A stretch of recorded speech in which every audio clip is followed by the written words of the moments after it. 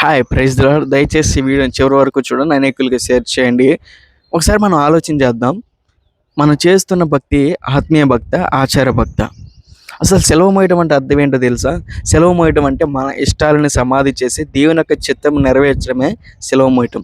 ఎబ్రీయులు రాసిన పత్రిక 6 అధ్యాయం 6 వచనంలో ఇలా రాయబడింది ఏంటంటే, తమ విషయముల నిమిత్తమే దేవుని కుమారుని బాటంగంగా మళ్ళీ సెలవు వేస్తూ ఆయన అవమానపరుస్తున్నారని రాయబడింది. ఈరోజు ఆ రెఫరెన్స్ చూసినట్లయితే క్రైస్తవంలోనికి ఇలాంటి భక్తి వస్తుంది. ఎలాంటి ఏదంటే ఆచారకరమైన భక్తి.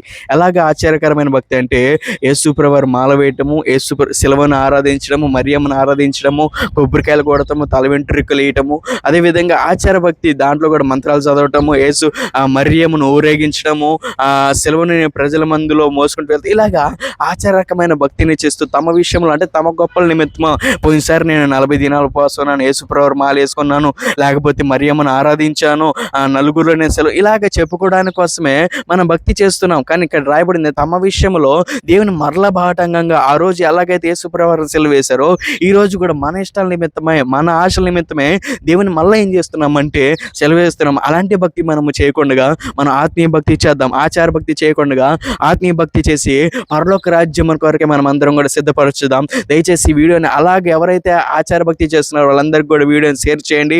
ఆ భక్తి నుంచి మనం అందరం కూడా విడిపించి దేవుని సత్యముతో, ఆత్మతో, సత్యముతో ఆరాధించి పరలోక రాజ్యం చేరదాం. ఈ వాక్యం దేవుడు మనకి దీవించినగా. దయచేసి ఈ యొక్క యూట్యూబ్ ఛానల్ అనేకులకి షేర్ చేయండి. మన యూట్యూబ్ ఛానల్ సబ్స్క్రైబ్ చేయండి. ఆమేన్.